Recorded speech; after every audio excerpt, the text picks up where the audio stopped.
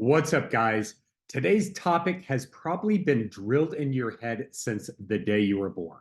And most of the financial gurus out there will agree. You got to live by a budget. You got to create a budget on a spreadsheet. And you got to live by it. You got to stick by it. Don't deviate from that budget. Otherwise, you'll never be able to save for retirement. You'll never be able to go on vacation. You'll never be able to have any sort of financial success in your life unless you stick to that budget. In fact, some financial gurus even tell you to take a portion or all of your income and divide it up into envelopes. Envelopes for the mortgage or the rent, for food, for the utilities, for, a travel, for all these different factors in life. They want an envelope for every single little detail of your life. I don't think so. In fact, I say fuck the budget in 2024. What's up, guys? Welcome to the Men's Empowerment Network podcast, and I am Joshua Abel, your host. But I'm not only your host, I actually worked as a financial planner for several years. And I went on to get my master's degree in finance with a specialty in personal finance. And I'll be the first to tell you, I used to succumb to this ideology. When I would meet with clients, the very first thing that I would do with them was go over, what they were bringing in each month, what was going out each month, and we would work together to create a budget. And my rule of thumb was, you got to stick to this budget. You got to stick to these numbers if you want to get ahead. You got to live your life by this spreadsheet if you want to achieve your financial goals. Well, I can tell you right now that I was wrong. I was completely and totally wrong in communicating that information to my clients. There are so many issues with creating a budget that ultimately they don't work. They do not work for the general man. They don't work for most men. And the reason that they don't work is, first and foremost, it takes time to create a budget. And when you're juggling work or school or the kids or family or other social, professional, religious obligations, who has time to sit down for a couple of hours and learn how to use Excel, learn how to use a spreadsheet, and factor in all of this different information? It literally takes hours to create a detailed budget. And I would spend hours with clients going through all the minute details of their monthly spending, of their monthly income, and form this outrageous spreadsheet. And ultimately, when I check back on them in a couple of months, they would practically have forgotten all about the budget or the spreadsheet, or forgot how to use it, or whatever the case may be. It just takes an exorbitant amount of time, not only to create the budget, to manage it, because it's a living, breathing document. You got to keep up on it month after month after month. Were you on track? Were you not on track? Where do you need to move money around? Where do you need to fill in the gaps? It's a constant struggle of checks and balances and, figuring out what works, what doesn't work, and blah, blah, blah, blah, blah, blah. It's just so mundane and so time consuming. It's no wonder that very, very few men actually create and stick to a budget. And it doesn't take into account everything. It literally leaves off huge gaps of information. Those little minute spending habits that you have at the grocery store or at the liquor store or at, the gas station you go in to fill up your tank. All of a sudden, you're walking out with a bag of chips and some candy and a soda. You don't really think about those things when you're creating a budget. And on the flip side, it doesn't take into account, certain emergencies. You know, Ultimately, when you do create a budget, you do allocate money for an emergency fund. But, if that fund isn't covering a new transmission, then all of a sudden your budget is blown. It's a waste. It's out the door. C'est la vie. It's gone. But then it doesn't take into account certain windfalls of cash either. If you go and buy a lottery ticket, a scratch off, and you win $1,000, that's not in the budget. That's not allocated into the budget. It's just extra money that popped out of thin air. If, a relative, unfortunately, or, maybe fortunately, dies and leaves you some sort of inheritance, that's not factored into the budget. That's not, allocated towards, your expenses and things like that. It's money you didn't account for. And so ultimately, it's not on the budget. And so it doesn't take into these various factors in life that do ultimately happen. And let's be completely honest. When a person thinks of a budget, they naturally go towards, holy fuck, this is going to be terrible. And they're not wrong.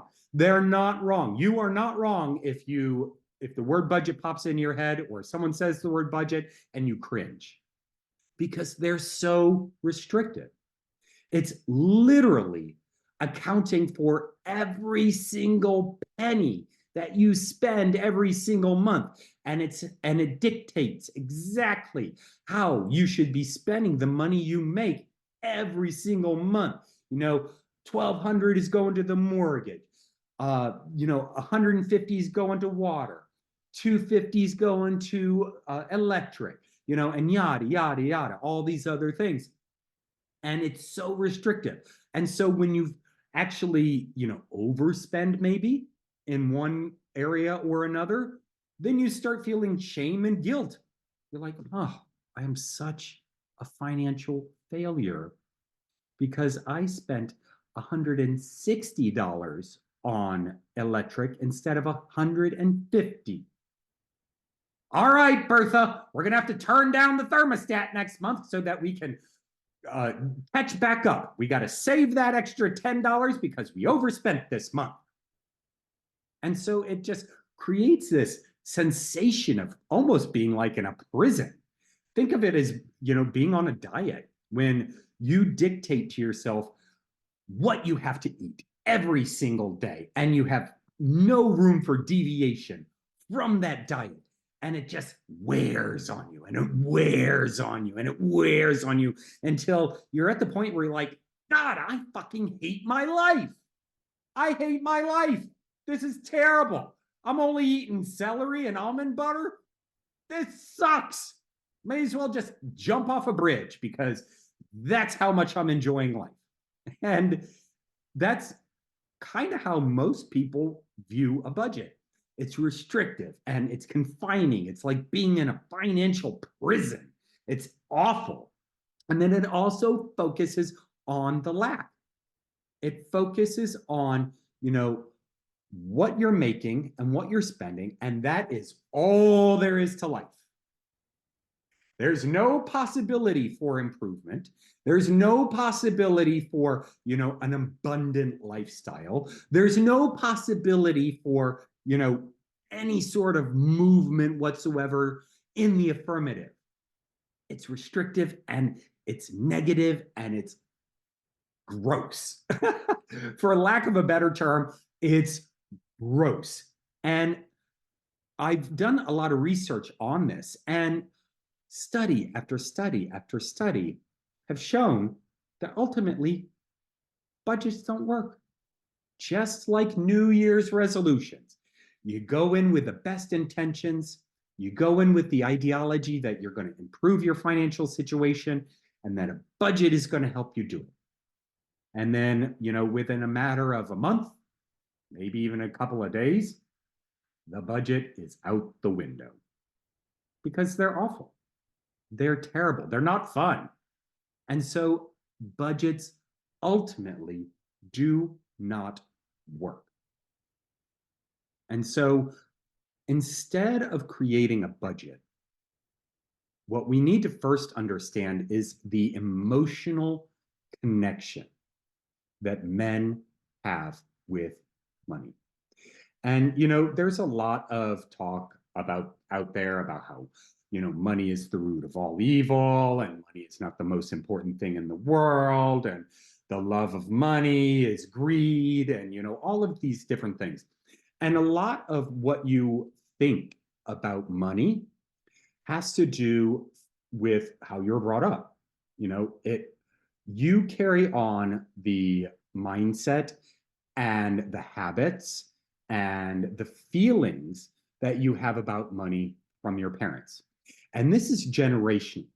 This is generational in that those ideologies, those feelings, those emotions, that mindset is passed down from generation to generation to generation to the point where it's actually encoded in our genes. And so even if you don't pick up on the little nuances that your parents had around money, scientifically, you are probably still going to carry on those traits, those mental traits, those physical traits, those actionable traits, those emotional traits that your parents had surrounding money. Now, I grew up in a house where means were very, very tight. We considered ourselves middle class, but looking back on it, I really don't think that we were. My parents were married, they had 4 children, and my dad was the sole breadwinner in the family. And we were, I remember very distinctly, we were eating a lot of spaghetti, we were eating a lot of SOS, and, we rarely went out to dinner. And when we did, it was fast food, cheap, quick, get it in, get it out. And, that's how we lived. We never went on vacation. We never had the, real, pleasures in life that I saw some of my friends having. And that's just how we live. And, when bills would arrive in the mail, I would see my dad, he'd walk in with the bills, go through the envelopes, and you could physically see his demeanor change. He would go from, peaceful and kind of happy to being home from a long day's work to depressed, anxious, stressed, because he'd flip through bill after bill after bill after bill. And I noticed growing up, I carried on those same things. And I remember my dad using phrases like, the rich get richer, and money doesn't grow on trees. And he was methodical about the thermostat. If that thermostat would go up 1 degree, he was up and out of his lazy boy faster than the speed of light, and he was adjusting that thermostat. I don't know if it was a comfort thing. I kind of doubt it though, because money was always on his mind. Or should I say, the lack of money was always on his mind. And I carried on those traits throughout much of my early adulthood. When bills would arrive, I'd be like, ah, oh, shit, they want more money from me. They're taking my money. They just want to squeeze me for every penny that I have. And I would, like my dad, get downtrodden, and I would get, depressed and anxious about money. And, I was always scrambling to pull from one account to put into this account to make sure, a check didn't bounce, or that I could cover this bill at this time. And then, kind of maneuvering things around so that, I could pay something to someone else. And, I always had that mindset. And it wasn't until I made the decision that I did not want to live like that anymore that I started taking action and creating a better financial situation for myself. But what it all comes down to is that emotional connection that we have with money. And, when you think about it, everyone experiences this. And, when you receive money or are anticipating to receive money, how does it make you feel? Probably pretty happy, right? Probably giddy inside. You got, a little bit of extra energy, even if it's your expected paycheck. Building up to payday, how are you starting to feel inside? Are you starting to get a little happy, a little happier? Do you maybe have a little pep in your step? Well, the reason for that is when you receive money or when you are expecting or anticipating to receive money, your brain starts to release dopamine and serotonin. And those are the happy hormones. It starts releasing into the body, and you start getting a little more joyous, a little more confident, a little more excited. You're ready to rock and roll because payday's coming up, or Christmas is coming up, or your birthday is coming up. And so those hormones start to be released into your body, slowly, mildly at first. And then once that check hits, bam, it's off to the races. But what also happens? You start thinking about how you're going to spend that money. Well, I got to pay the mortgage on this check. Ah, shit. I got to pay the rent on this check. That's going to take, $900 out. Ah, electric bills due. Ah, water bills due. Cell phone bills due. Internet bills due. Ah, the kids have a field trip coming up. Damn it. I got to take money out for that. Shit. I haven't bought groceries in a week and a half. I've only got mustard and mayo in the refrigerator. Damn it. I got to fill up my refrigerator. Then what starts happening? You start comprehending all of the money that's going to be paid out. And in that case, the stress hormone is released. Cortisol, cortisol is that icky feeling that you get inside. You start getting a tightening in the chest, or your stomach starts turning in knots. Maybe your shoulders start tensing up. That's cortisol being released into the body. And so there is an emotional and a physiological response to both the receiving and the, loss of money. And, people get a high from shopping.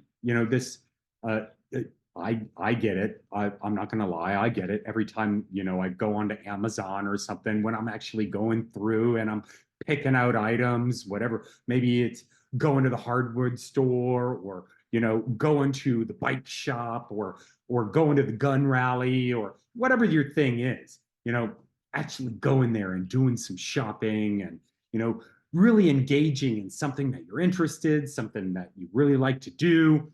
And that part starts releasing serotonin, dopamine. And then all of a sudden, you got to hand over that debit card, or you got to hand over that cash. And as soon as you let go of that debit card, as soon as you release that cash, boom, little bit of cortisol is released, and you're like, oh shit, they just took my money. They just took what belonged to me. They just took it. And while that serotonin might be still circulating through the body as you got your new shiny, drill or whatever, you bought, you're carrying it out to the parking lot, you're still a little kind of giddy, but what's happening in the back of your head? Shit, I just dropped $150. Fuck, that douchebag took $150 from me. And so that cortisol is also playing a role. It's also being dripped. And so you're left with this hodgepodge of emotional turmoil. And then as soon as that newness wears off of that, that power drill that you bought, or, that, or if it's a bigger purchase, Harley or whatever your thing is, starts wearing off, and you have to keep funneling out that money month after month after month for payments, insurance, all this other crap that goes along with it, maintenance. Shit, the cortisol takes over, and that is not a good feeling. That's when buyer's remorse kicks in. So, why are we having these emotional responses to money? It's because it's important. It's because it's important. And, everything in our life that is important to us, we form an emotional connection to, whether it be your wife, your children, your friends, your job, your car, whatever the case may be, living or inanimate, you form an emotional connection to it. It releases chemicals in the brain and in the body when you either receive it or it's taken from you. And so there is a hard, fast connection between money and how you feel. And you really, really need to understand this connection is very, very powerful. And it dictates how you receive and how you spend money. And it's really quite simple why it's so important to us. It's because money affects every single aspect of our lives. And this is not some sort of woo-woo, law of attraction type thing.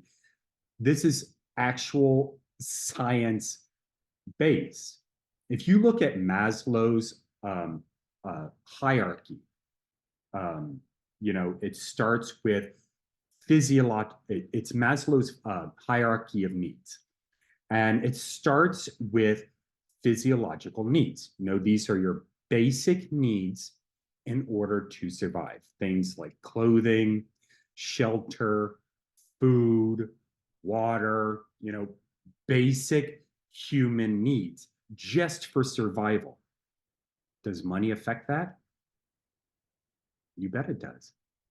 Absolutely. If you can't afford a place to live, then your physiological need for shelter is going to be deprived. If you can't, buy clothing, even if it's from Goodwill or a thrift store or something like that, then your physiological need to be clothed, to be warm, is going to be in jeopardy. And then if you move up the hierarchy of needs, then you start coming into safety and security. Does money affect your safety and security? Damn right it does. Damn right it does. Because if you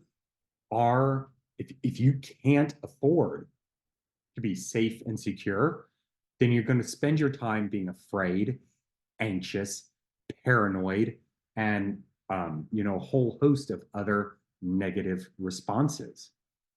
You have to feel safe and secure, and money can help provide that. Further up the hierarchy is love and belonging. Can money affect if you are feeling a sense of love and a sense of belonging. Yes. Yeah, it absolutely can. You know, if you to belong to a certain to belong to a group of humans is absolutely necessary for survival. It's we are interactive creatures. We need other humans.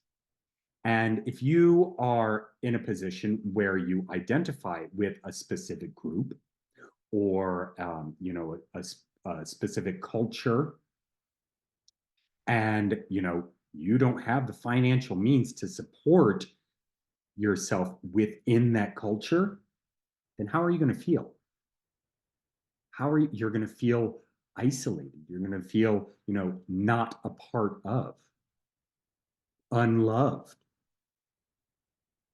And so money absolutely affects your sense of love and your sense of belonging. Further up is your self-esteem. And I mean, you know, money plays a huge part in how you view your self-esteem. You know, do you feel worthy? Do you feel, like you are, improving every day? Do you feel like you're living up to your potential or at least on the path to achieving that? Yeah. Yeah. Money plays a huge role in that. And then, of course, at the very top is self-actualization. That's at the very top of the pyramid. And that is a sense of purpose. It also has to do with creativity and morality. And let's be honest, if you have more money, then you're able to do more things. And you're able to contribute to society more. You're able to, be more creative. You're able to, spread, your message or whatever the case may be for you. But that self-actualization, standing up there at the top of the pyramid is most certainly affected by money. And so when your finances are out of whack, it's because it's jeopardizing, it's putting into danger some element of the hierarchy of needs. And it's up to you to identify which part.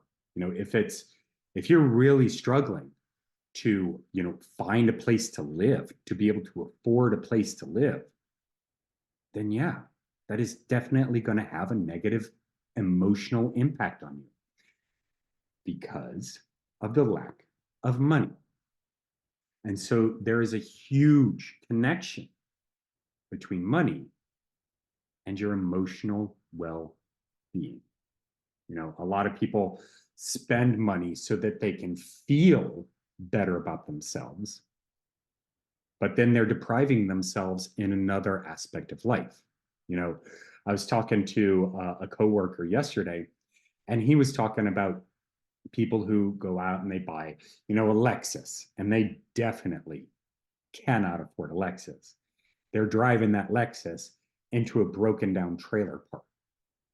And so their bottom rung of hierarchy is kind of in jeopardy. But their self-esteem is tipping the breaking point. Their triangle is about to tip over because their self-esteem is on the outside, so grand and so miraculous. They're driving a Lexus. But when it comes to the point where they're sleeping in that Lexus, I'm willing to bet the scales are going to tip. Huge, huge connection between money and emotion. And so understand that moving forward. What a budget will not do is it will not take into account that emotional connection with money. And that's a huge part of it. It's a huge lacking factor in a budget. And so instead of worrying about a budget, taking time to create a budget, stressing about a budget, being restricted by a budget, what the hell can we do? First of all, I would highly encourage you to create emotional awareness around money. And what does that look like? When you get paid, and even the couple days before you get paid, start taking account for how you are feeling. What feelings are building up inside, in that anticipatory period before you get that paycheck? And then when that paycheck hits your account, how are you feeling? And then every time money goes out of your account, take a pause, take a moment, and really reflect on what emotions are going on inside. This will help you create an emotional awareness around money so that later on, when these feelings start coming up, then you're able to take a step back and detach. And we'll get to that in a minute. But create emotional awareness. Just being aware will start to transform your money habits. It's crazy. It's insane how it works. But when you become aware, then you give yourself the empowerment and the space to make better decisions that are more in line with who you want to be as a man financially. And then know the score. Know the score. So many guys, they're leading up a couple days leading up to the paycheck. The wheels in their head are already spinning. They've already got that money spent before it hits the account. And on payday, 6 p.m., that money is gone. And then still others have absolutely no idea where their money goes. Even if you're planning it up in your head, all of a sudden your bank account drops below, a certain amount, and you're like, where the hell did it go? And you have no idea. Know the score. And one trick that I now teach my clients is to create and do a 30-day financial journal. And what this does is it's every time you receive money, paycheck, a lottery winning, any sort of, influx of cash, whatever it is, write it down and how it makes you feel. And then write down every single day, every time you spent money. If you made the mortgage payment, you write that down. How did it make you feel?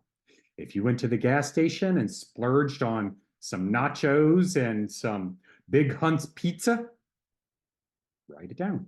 No judgments. No judgments.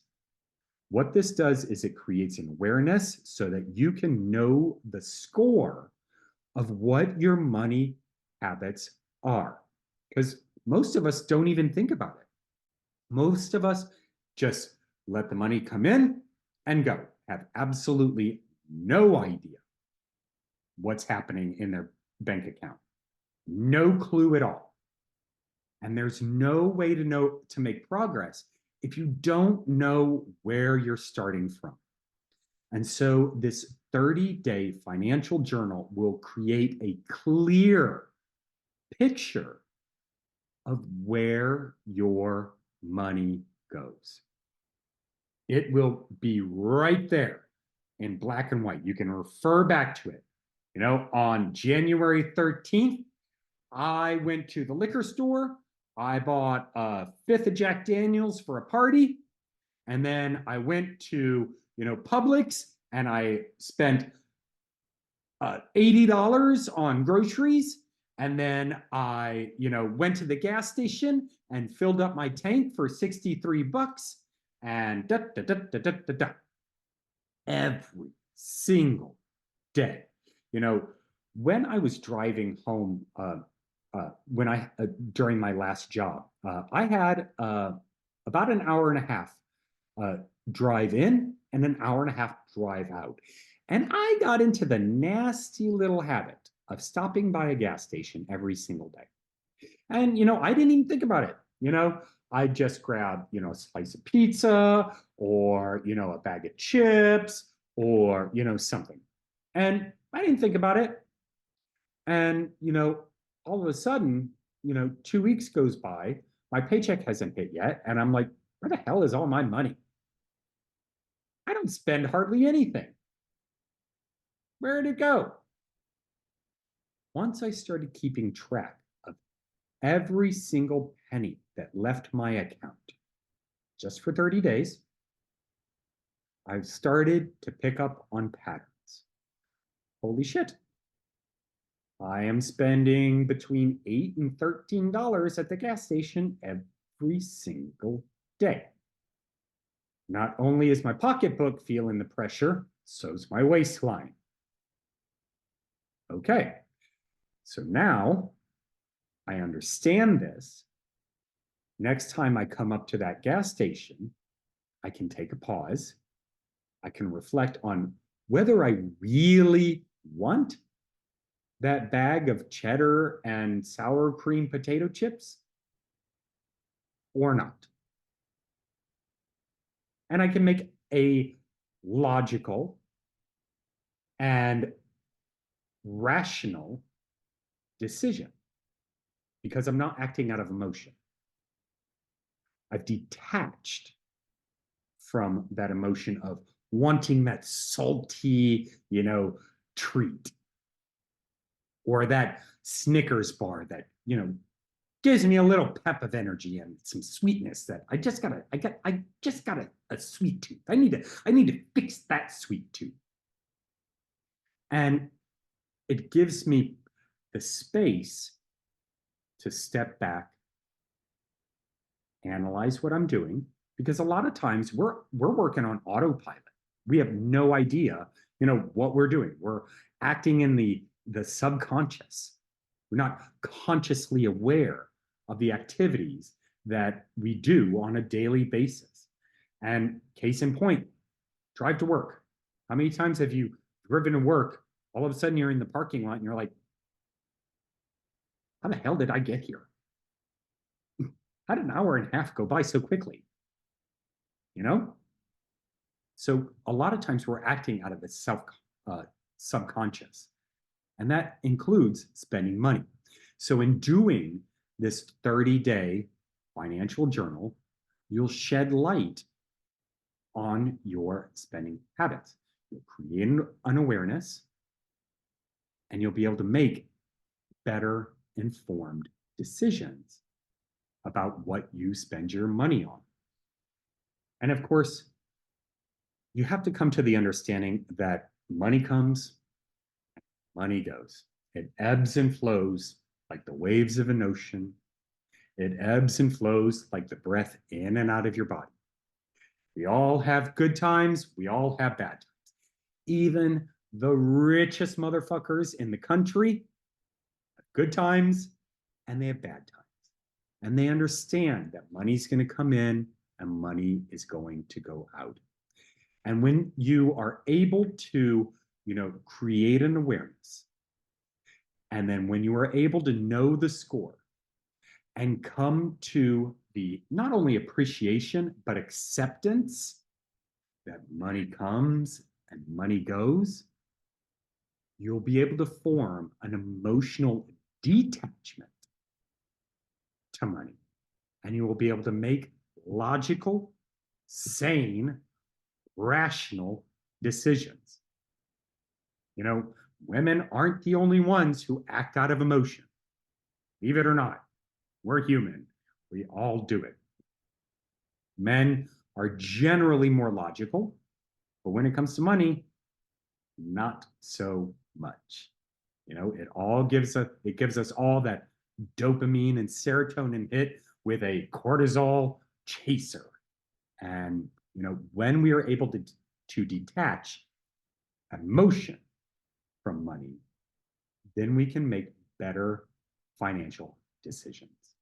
And rather than living by a restrictive budget, try living goal-oriented.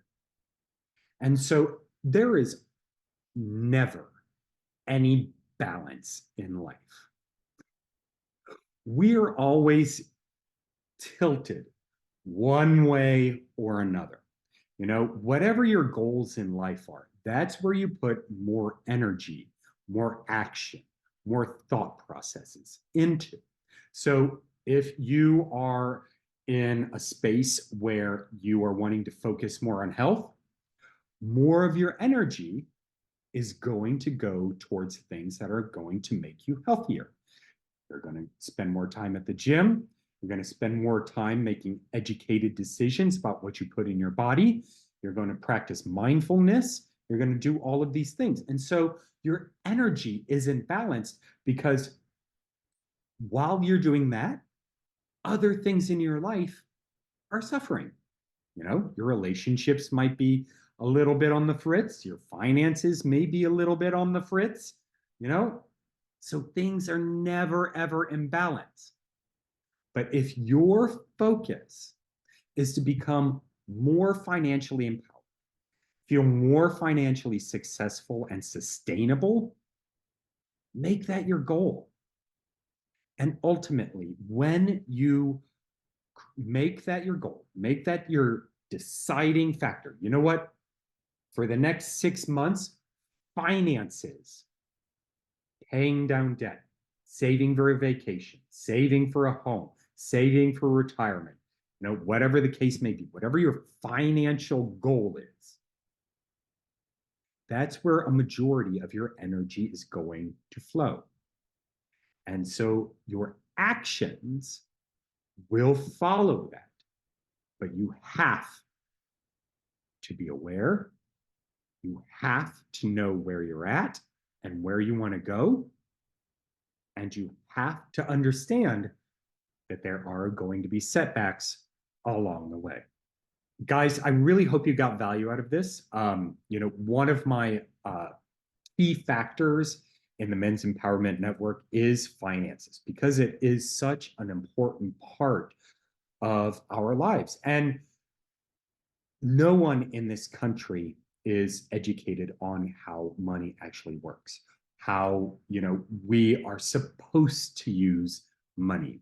And it's really, really devastating, and growing up, I was not taught these things either. I had to go out and I had to seek the knowledge in order to improve my financial situation. And so, everything that I have learned through my master's program, through coaching, through books, through, courses, everything that I have done to improve my financial situation, I happily impart to you so that you can help improve not only your financial situation, but also the financial situation of your family, your friends, and things like that. And that will be a regular topic on this podcast, along with the other pillars of relationships, spirituality, and health. So I certainly hope you got value out of this. If you did, I would sincerely appreciate, any feedback that you have, any topic ideas that you might have. Sharing this podcast would be freaking amazing. That would be so awesome. I really appreciate that. But if you ever want to connect, my information's down in the show notes. I am proud to say I'm getting a little bit better on TikTok. I'm becoming a little bit more consistent. We're all trying to progress here. So, myself included. But again, I really appreciate you guys. And, anything I can do to be of service to you, I would be happy to do anything within my power. So until next time, my friends, cheers.